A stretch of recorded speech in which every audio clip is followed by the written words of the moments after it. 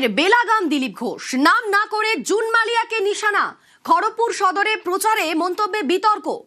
আবারও বেলাগাম দিলীপ ঘোষ, নাম না করে জুন মালিয়াকে নিশানা। খড়গপুর সদরে প্রচারে মন্তব্যে বিতর্ক। কি বলেছেন দিলীপ ঘোষ শোনাবো।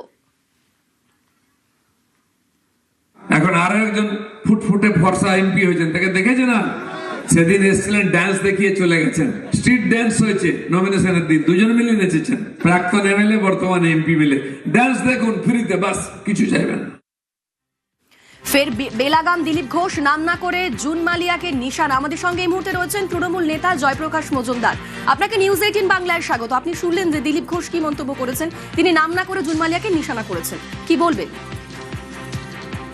দিলীপ ঘোষ চিরকালই এইরকম আজে বাজে মন্তব্য করেন এবং মুখ খুললেই তার সংস্কৃতি এবং শিক্ষার অভাবটা প্রকট হয়ে ওঠে। কি করা যাবে, উনি আরএসএস এর প্রচারক, আরএসএস এর নানা মন্ত্র মুখস্থ করেছেন, কিন্তু বাঙালির যে সাধারণ সংস্কৃতি, ঔদার্য, সেইগুলো তো ওনার রপ্ত করা হয়নি। মারবো, ধরবো, লাঠি মারবো, তেল মাখিয়ে রাখবো বাসে, এইসব কথা শুনতে পাই। আর মহিলাদের সম্বন্ধে নানাভাবে অশ্লীল কথা বলেন, অনেক রকম আজে বাজে কথা বলেন।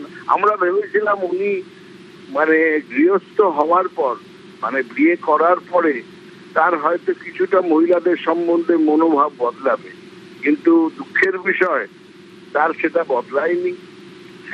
সাধারণভাবেই মহিলাদের প্রতি এরা আরএসএস এর যারা আছেন, আরএসএস করা লোকরা খুব অসভ্য কথাবার্তা প্রয়োগ করেন। বেশিরভাগই এরা মহিলাদের মানুষ বলেই মনে করেন না। সুতরাং উনি জুন মালিয়া একজন কৃতি শুধু অভিনেত্রী নন, তিনি জনপ্রতিনিধি। তিনি এখন ভারতবর্ষের লোকসভার সদস্যা।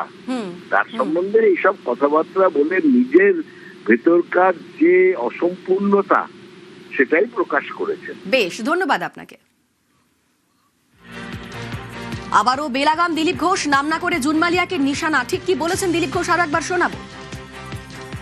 এখন আরো একজন ফুটফুটে ফর্সা এমপি হয়েছেন, তাকে দেখেছে না? সেদিন এসেছিলেন, ডান্স দেখিয়ে চলে গেছেন। স্ট্রিট ডান্স হয়েছে নমিনেশনের দিন, দুজন মিলে নেচেছেন। প্রাক্তন এমএলএ, বর্তমান এমপি মিলে ডান্স দেখুন ফ্রিতে, বাস কিছু চাইবেন। একদিকে পশ্চিম বর্ধমানের বার্নপুর, আরেকদিকে বাঁকুড়ার শালতোড়া, মাঝে দামোদর। দামোদরের ওপর নেই পাকা সেতু, বাঁশের সাঁকো ধরেই ঝুঁকির যাতায়াত।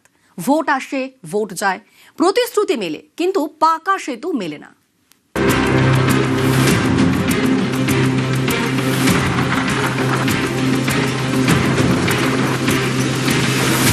ভোটে চাইছি এই যদি সেতু বন্ধনটা হয় তো ভালো হবে। কতটা প্রয়োজন এই সেতু? অনেক, প্রচুর প্রয়োজন।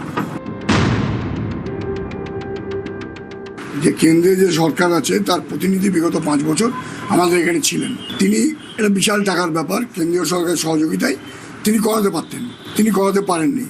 এত কষ্টে মানুষ রয়েছে, আজকে এইদিকে আসার জন্য প্রায় 60 কিলোমিটার ঘুরে আসতে হয়। তৃণমূল টাকা পায়, ওই টেন্ডার যখন হয় তৃণমূল টাকা পায়, সেই জন্যই তো পার্মানেন্ট সেতু কোনোদিন করে দেয়নি, বহুবার বলেছি। পশ্চিম বর্ধমানের বার্নপুর শিল্প শহর, আসানসোল দক্ষিণ বিধানসভা কেন্দ্রের মধ্যে পড়ে। এই বার্নপুর দিয়ে বয়ে গিয়েছে দামোদর।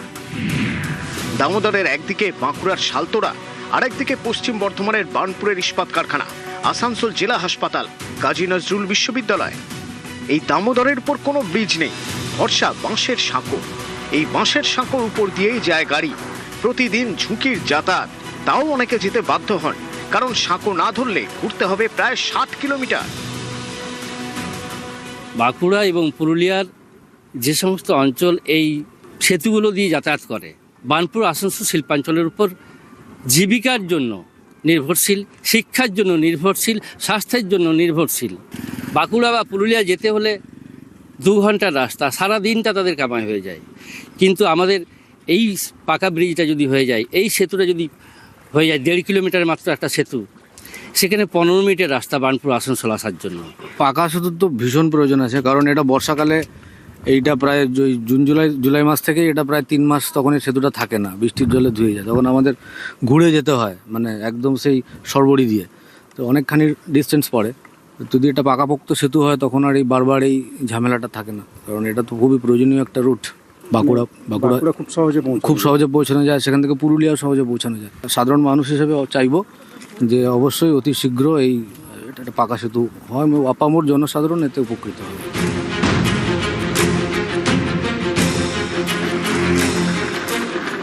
বার্নপুর পরে আসানসোল দক্ষিণ বিধানসভা কেন্দ্রের মধ্যে 2021 সালে এখানে যেতেন বিজেপির অগ্নিমিত্রা পল। এবারও তিনি পদ্মপ্রার্থী, তৃণমূলের প্রার্থী তাপস বন্দ্যোপাধ্যায়। যে কেন্দ্রে যে সরকার আছে তার প্রতিনিধি বিগত 5 বছর আমাদের এখানে ছিলেন। তিনি এটা বিশাল টাকার ব্যাপার, কেন্দ্রীয় সরকারের সহযোগিতায় তিনি করাতে পারতেন, তিনি করাতে পারেননি।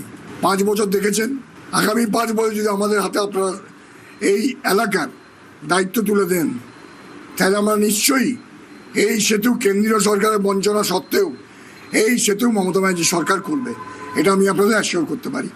এত কষ্টে মানুষ রয়েছে, আজকে এইদিকে আসার জন্য প্রায় 60 কিলোমিটার ঘুরে আসতে হয়। তৃণমূল টাকা পায়, ওই টেন্ডার যখন হয় তৃণমূল টাকা পায়, সেই জন্যই তো পার্মানেন্ট সেতু কোনোদিন করে দেয়নি, বহুবার বলেছি। আমি কেন্দ্র সরকারের সাথে কথা বলছি, তারা বানিয়ে দেবে, এবার আমরা করব। পশ্চিম বর্ধমানের বার্নপুর থেকে দীপক শর্মা, নিউজ 18 বাংলা।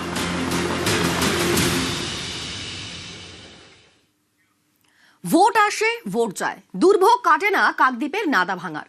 ধীরে ধীরে নদীগর্ভে তলিয়ে যাচ্ছে এই গ্রাম। ভোট বাজারে পাকা বাঁধের দাবি এখন জোরালো। নদীর পারে বাস, চিন্তা 12 মাস। কাকদ্বীপ বিধানসভার নাদা ভাঙা। মুড়িগঙ্গা ও হাতানিয়া দোয়ানিয়া নদী মিলিত হয়েছে এখানে। নদী পাড়ের বাসিন্দাদের দুশ্চিন্তার শেষ নেই, পাকা বাঁধ নেই, বছরের পর বছর নদীতে তলিয়ে যাচ্ছে বিঘের পর বিঘে জমি। গত 40 বছরে গ্রামে 1 কিলোমিটারের বেশি এলাকা নদীগর্ভে চলে গিয়েছে বলে দাবি। প্রায় 1000 পরিবার বাড়ি ছেড়েছে, আর এখনো যারা আছেন তাদের মনে প্রতি মুহূর্তে ভিটেমাটি হারানোর ভয়। ভোট আসে, ভোট যায়, কিন্তু আমাদের নদী ভাঙার স্থায়ী কোনো পরিকল্পনা হয়নি। আমাদের এইভাবে নদী বাঁধ ভেঙে আমরা সর্বহারা হয়ে যাচ্ছি। আমাদের 3 বার বাড়ি চেঞ্জ করেছি। স্থায়ী যদি কোনো পরিকল্পনা নেওয়া হয়, এই গ্রাম বাঁচানো সম্ভব না। স্থানীয়দের অভিযোগ, কোনো রকমে বাঁধ তৈরি করে দেওয়া হয়, কয়েকদিন পরেই সেই বাঁধ জলের তোড়ে ভেসে যায়। এবার যেই দলই জিতুক তারা যেন কংক্রিটের বাঁধ তৈরি করে দেয়, দাবি নদী পাড়ের বাসিন্দাদের। বাউন্ডারি করতেছে 6 মাস হয়নি, বাউন্ডারি এরকম আবার লড়ে করতে হচ্ছে। এটা নাকি 7 কোটি টাকার বাউন্ডারি হচ্ছে, আবার ঢেউ ধাক্কা এসে লাগতেছে, ঠাই তো গভীর। পাকা বাঁধ তৈরি হবে, ভোটের মুখে বলছে সব দলই।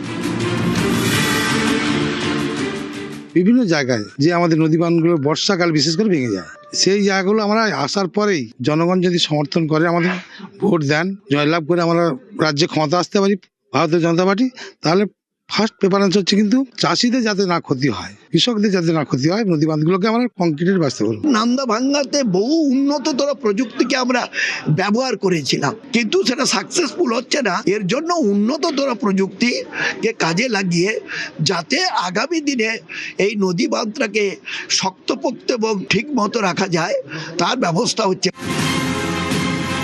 কাকদ্বীপ থেকে বিশ্বজিৎ হালদার, নিউজ 18 বাংলা।